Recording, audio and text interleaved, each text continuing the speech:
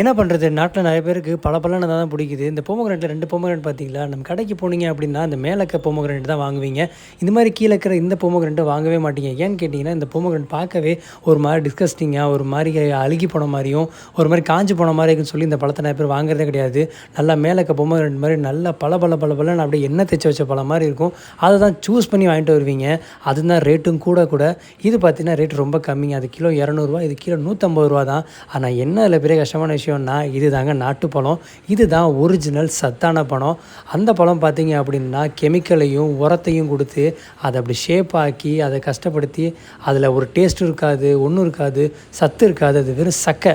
ஆனால் இதுதான் நாட்டுப்பழம். இது வெளியே பார்க்க அப்படி கொஞ்சம் ஒரு மாதிரி இருந்தாலும் அது உள்ளுக்குள்ள இருக்க முத்து ஒன்றையும் பாருங்கள், அது எவ்வளோ அழகாக இருக்குது, எவ்வளோ ஷேப்பாக இருக்குது. இது அவ்வளவும் சத்துங்க. தயவு செஞ்சு கடைகளுக்கு போனீங்க அப்படின்னா அந்த பலன்னு இருக்க பழத்தை வாங்காமல் இது மாதிரி கொஞ்சம் தோல் சுருங்கின மாதிரியும் அப்படி இருக்கிற பழத்தை பார்த்து வாங்கினீங்க அப்படின்னா அதில் சத்து அதிகமாக இருக்கும். நம்பிக்கை இல்லை அப்படின்னா ஜஸ்ட் ஒரு கிள்ளி மட்டும் பார்த்தீங்கன்னா உங்களுக்கு மாதுளை பழத்தை தெரியும், எவ்வளோ உள்ள ஜூஸியாக இருக்குன்னு தெரியும். இது மட்டும் கிடையாது, நம்ம தக்காளி ஆகட்டும், உருளைக்கிழங்காகட்டும், இன்னும் நிறையா பழங்கள் சரி நம்ம அழகாக இருக்குது, கண்ணுக்கு அழகாக இருக்குதுன்னு சொல்லி வாங்கி வச்சு சாப்பிட்றோம். அது அவ்வளவும் கெமிக்கலு, அவ்வளவும் உடம்புக்கு கெடுதிங்க. கண்ணுக்கு அழகாக இருக்குன்னு செஞ்சு பார்க்காதீங்க.